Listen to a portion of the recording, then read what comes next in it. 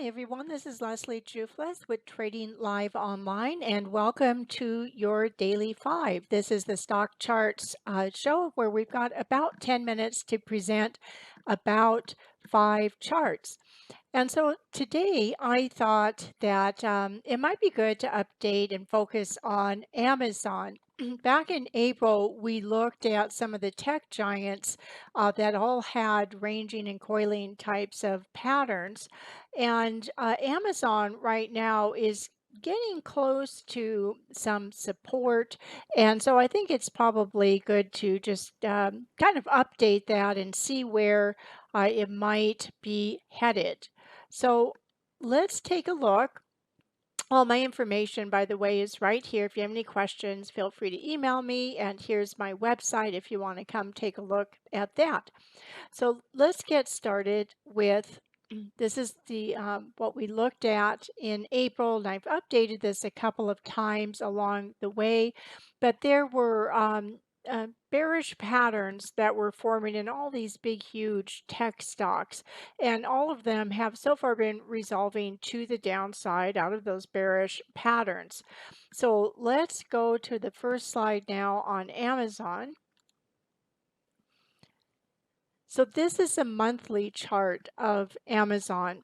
And so back here, we're looking at a multi-year sideways range in Amazon. Of course, as I'm sure most of you know, there's been a 20-to-1 split in Amazon. So if you want to figure out what some of these high prices were, just take the price and multiply it by 20 and you'll get it.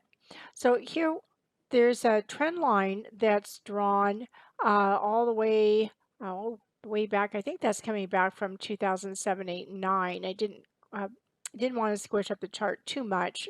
So here it is coming up here. So we have a longer term trend line, and you can see that it's going to be right around the 90-ish to 95, depending on where this comes down. It might poke under 100 and touch that.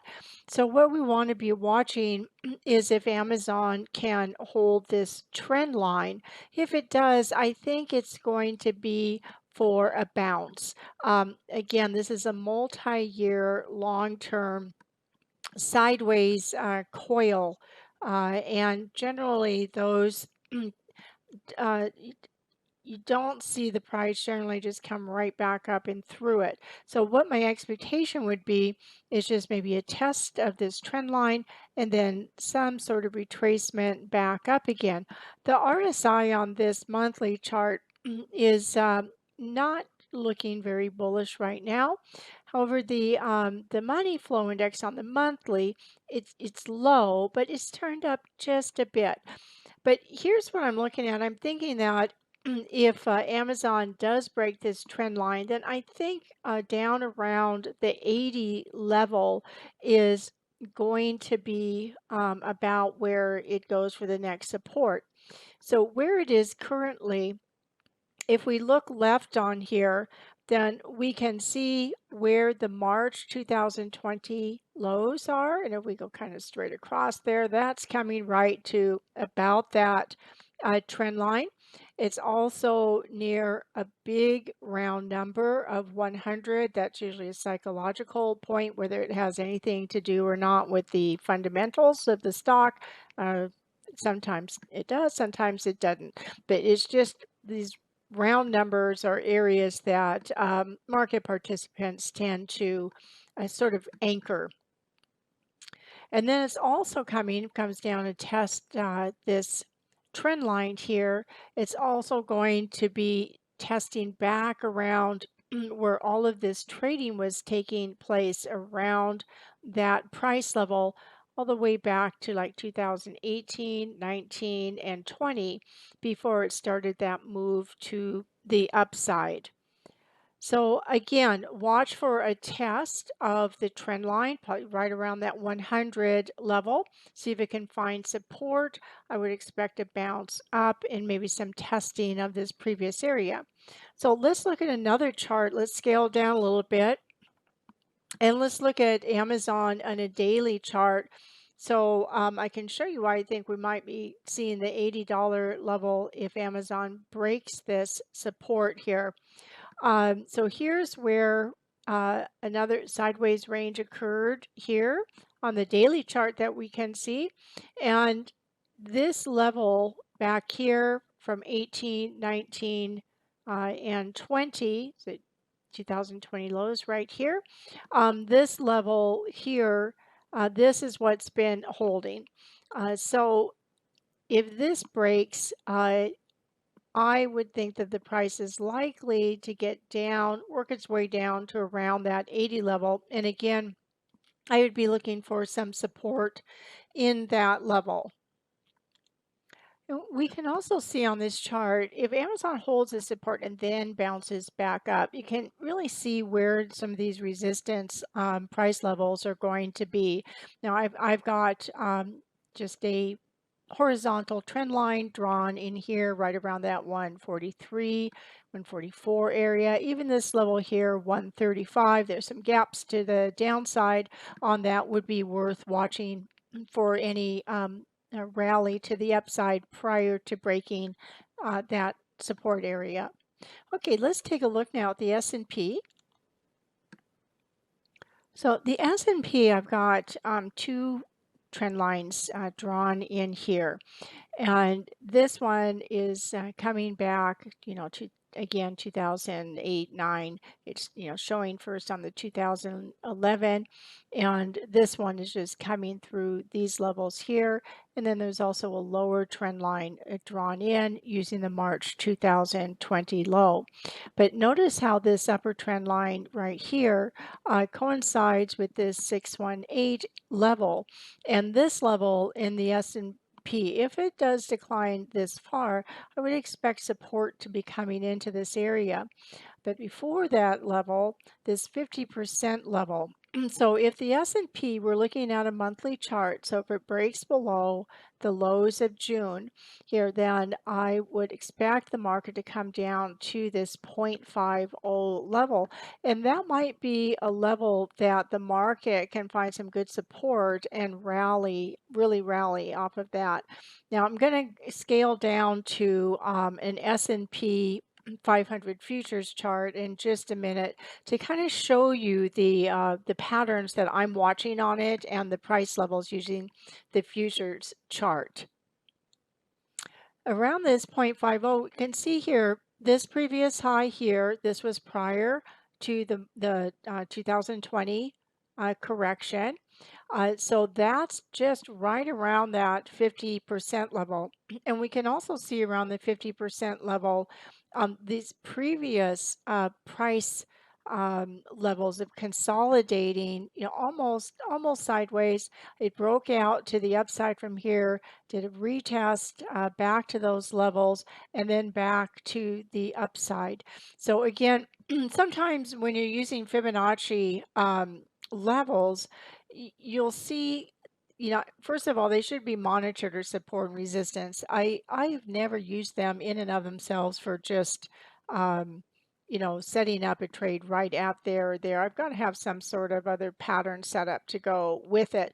So we want to just monitor these price levels. If the price does break the June lows on the SPX. Now, interesting on the SPX, we can see the RSI here. If we look back to 2020, the RSI so far, even though it's got more bars declining, it really hasn't dropped below that low. So that's something I would be keeping an eye on. The MACD has made momentum lows on the way down here, and the money flow is still turned to the downside. So that's really the main level to be watching. So let's take a quick look now at the S&P futures chart. So this is just one chart. I've got many, many charts of the S&P 500 futures that I use. This is one that just is showing us some of the patterns that have developed. December pattern coming into the highs in early January, and this is a buy pattern. This is a sell pattern. But there was this large A, B, C, D. This is where the first completion is. There can be three, the main ones that I use here. The market, you can see, found a little support around that. It got a retracement up into a resistance area. and then it traded down to about the almost 382, just missed it, back up into more resistance, formed a sideways coil, dropped down to the 127 extension. So what is the 127 extension? It's just taking the length of this swing to the downside and multiplying it by 1.27, subtracting it from this high price, and it shows you that extension. And the same, here's a 1618. So it's the same process for that. So it dropped down, found, kind of skidded through, found some support, came back up, down, and then we just tested back up here and have been coming off of that level. So there's just a couple of patterns that I see that I think might be worth monitoring. First thing, let me say, I said on the SPX to watch the June lows. It's the same thing, of course, for the futures. And so those lows on the futures are about 3640-ish. Let's just call it 3640, right down here. The RSI on here is just kind of fluttering sideways. It's still in a bearish mode. The price would really have to do some more work to the upside to get that back into a bullish range.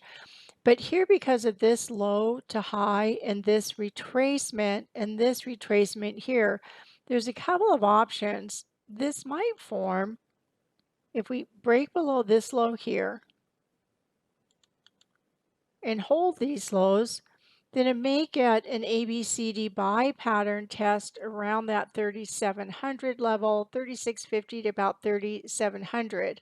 If it comes down and just breaks these lows, then we might see an extension of it down around close to that 0.50.